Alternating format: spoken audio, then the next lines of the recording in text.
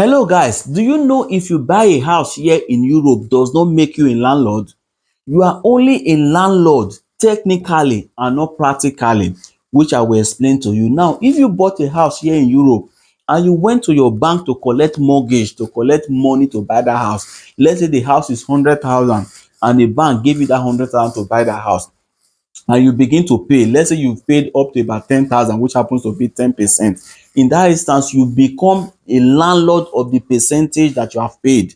So the more percentage you pay, so the more money you pay, the more your chances of becoming the full landlord also increase. So if you pay 20%, you are moving closer to become a landlord because you are not a landlord yet. You co-own that house with the bank. It is you and the bank that gave you that money that still owns that house. That is why if you now decide to sell that house today, you go to notario office where you are supposed to do the transfer to the person that is buying it for you.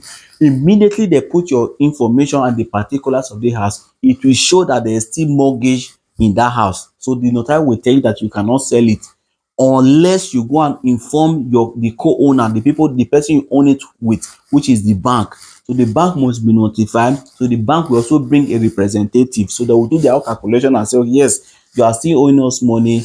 You are owing, let's say, 50,000 that is remaining to close for you to become the sole owner of the house. So the person that is buying it will now have to come with two checks. The person will not pay you the full money and now expect you to now pay bank the remaining balance. No, the person cannot pay you that money. Notary will not even allow it. So the person will prepare two checks, one for the bank for the remaining balance for the bank, the other one for you.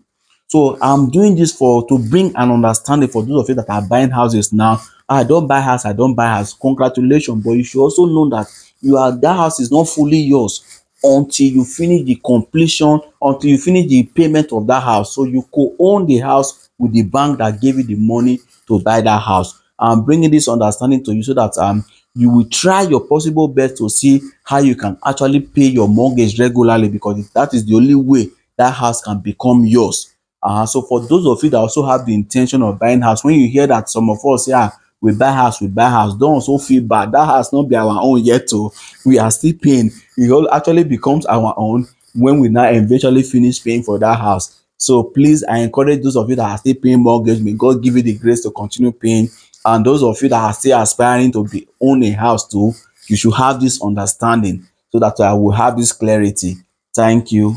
Now, I want to beg you to use TapTap Send. That happens to be the best app you can ever use to send money to Nigeria with a very high exchange rate. It is fast, reliable, and secure. If you put my promo code in your first transaction, Heroes TV, all capital letter, they will dash you 50 free of charge in your first transaction. And to send money to Nigeria, it is free of charge as well. As you are sending it, your relatives are receiving it in Nigeria almost in seconds.